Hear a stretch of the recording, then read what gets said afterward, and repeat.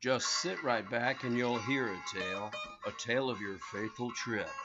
It started in the firmament, and then we all got tricked. Life was great when we were young, with all the things we believed. Then it all got hard, unbearable, and we know we're being deceived. Forgotten, ignored, secret, and hidden. Topics that talk about how water is knowledge. Now drink from the fountain. Let's pour some on you now. Hello, guys. Alex here. Welcome to Plain Mundane Show. Did you know that I was in the movie Behind the Curve? Now, wait, before you react. You might like that or not like that. But it was a mockumentary hit piece. And I was not part of the hit part, and I was not part of the trashing it, and I did not subscribe and sign up there to be mocked, okay? But actually, I think I was too scientific to be mocked. Let me show you my little piece right here. You ready? First time I ever heard about I'm the flat fifth earthers person you was see here in when the I was in beginning. space First is Scott Kelly. I can't believe I'm talking about this. I was well versed in just about every conspiracy you can think of. Chemtrails, 9/11. Did you know they made up dinosaurs? I completely saw There. the JFK assassination, which I'll share with you a different day. What? Did you see that? That's me. That's in Houston. That's in River Oaks, downtown at a restaurant. And that's where I talked with the producer of Behind the Curve on camera for about 20 minutes. And he interviewed me about what I thought about my reasons why the earth could be flat. And I'm telling you, I talked pure science, and I did never mention a dome. I talked about an active over unity toroid, the same stuff I talk about now, which is where I was in my research by the time this dinner hit. And I went to the Flat Earth community group dinner, and Daniel was there. Of course, I didn't know it was going to be a hit piece, but I suspected. You know, it just seemed all fishy by then. And I went to this dinner. It was put on by Patricia, and she said this movie producer was going to come and film. So if there were any flat earthers in the Houston area, they should show up to this dinner and perhaps get a chance to interview on camera, and you might be in the movie. And I thought, well, that's pretty cool. So I went, and evidently I made it into the movie, but they only made a joke out of me because the whole thing was a mock hit piece. Okay. Overall, that movie Behind the Curve, I don't think anyone that was in it likes it, except for some of the key players that had something to do with why it turned out to be a hit piece, you know.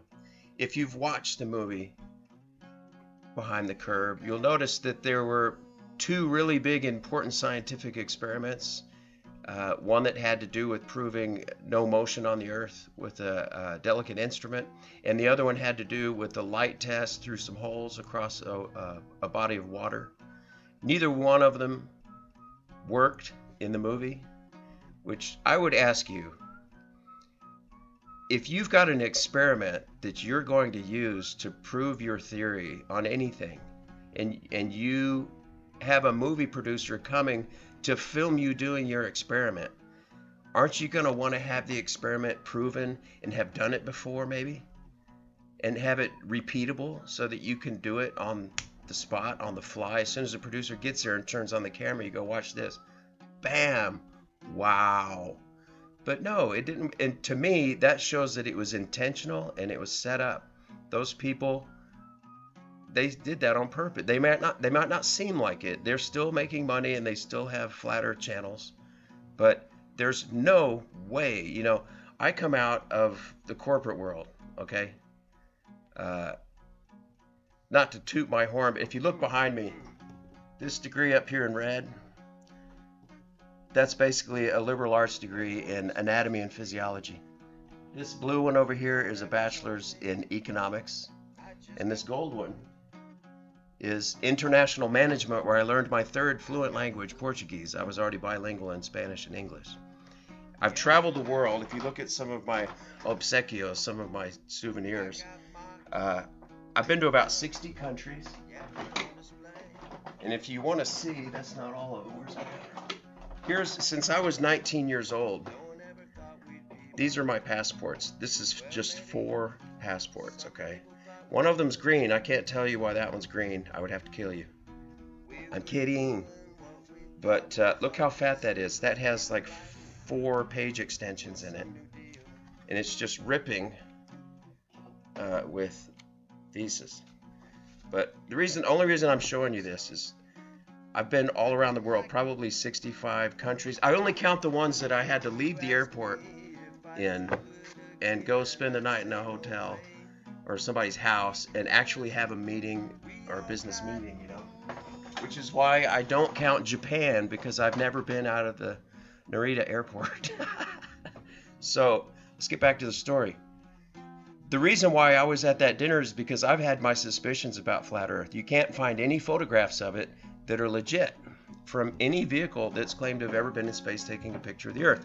And even NASA will tell you that the images are made of strips, and they have to connect them together and then airbrush everything.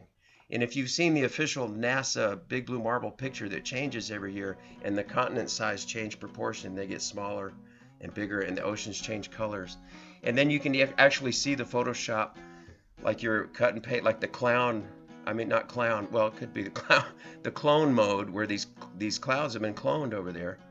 And the one who makes the images for NASA even said it's Photoshop, but it has to be, because they can't get a full picture of Earth. And you know why? We would suspect, if you think the Earth is a bigger flat plane, then you cannot get that picture. Now, people say, would the Earth be a disk? If you believe in flat Earth, now I'm not pushing flat Earth here. I'm just saying I investigate that. I'm into all kinds of truths and conspiracies and history and anthropology on every topic. You know, with my background, with my educational background, I go from anatomy to medical devices to medicines, pharmaceuticals, into science, physics. Within my economics program, I had a ton of physics. And then in my master's program, I've actually flown. I've been to all the continents. I've actually been in South America, in Chile, in Santiago, which is at about the 33rd parallel south, which is further south than the Tropic of Capricorn. That's further south than the sun goes on its journey at winter solstice, okay? And I saw the moon set at about 238 degrees southwest, and it was going down counterclockwise. In my view, it was going down counterclockwise. And I want to know how it does that. If it's a dome and if it's a disk, and people ask, well, why doesn't the water fall off the edge? I don't think there is an edge. Not, at least not in this frequency dimension, you know?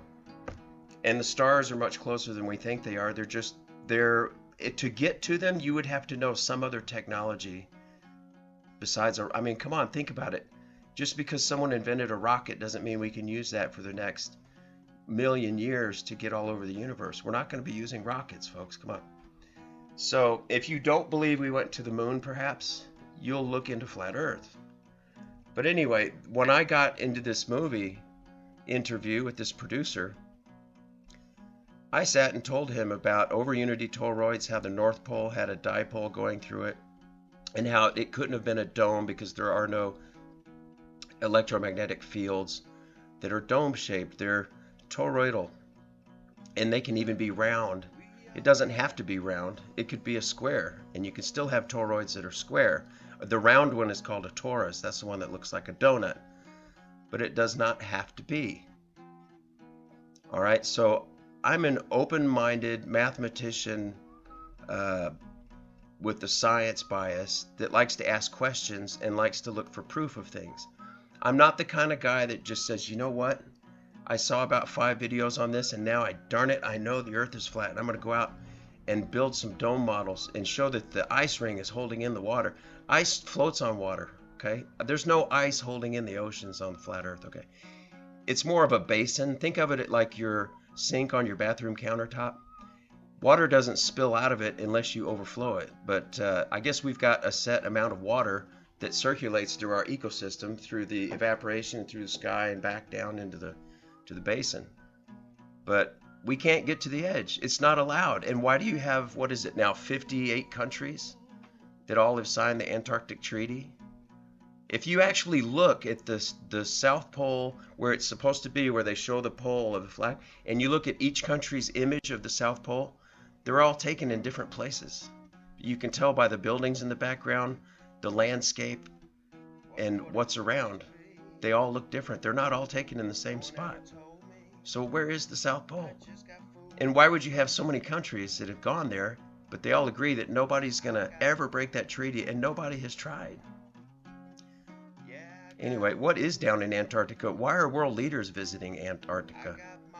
You know, why did, I suspect President Obama went down there when he suddenly took an Argentine trip and was shown dancing tango with a professional dancer and then had 2 days off. I was in Chile at that time, and I wondered, where's he going? I think he had his little escape to Antarctica. It just wasn't announced. You know, John Kerry went down there. Bishop Kirill, the Orthodox Pope of Russia, went down there. Prince Harry went down there. Buzz Aldrin went down there. And they all come back, and it's all zip-lip. Buzz Aldrin said one thing in El Mercurio, the Santiago newspaper in Chile. He said something about how, he said something negative about it, like it's just pure evil.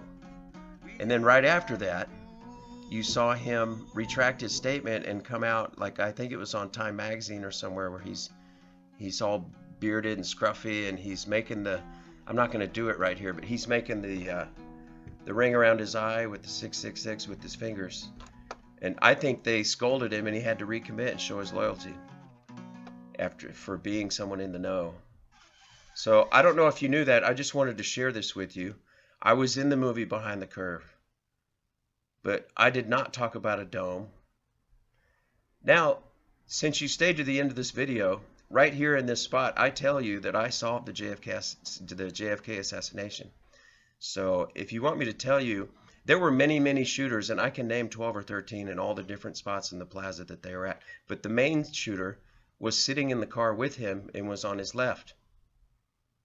And she's the only one that's never mentioned as a shooter, and she was the main one, and she put a weapon underneath his left ear, right here, and shot straight up into the sky. It's actually about a 65-degree angle. If you look at the film, just look up the film, look up high def, zoomed in, colorized, slow motion, and actually right after the blast, you will see a few frames later 3 slugs in the air over the car, but they're already over the front bumper.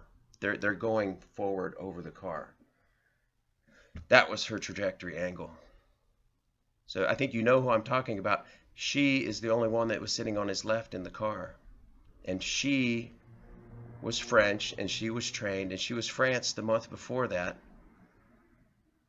Okay, I believe she had that role as a type of Manchurian, you know, and she knew what to do, and then had to train and go do it.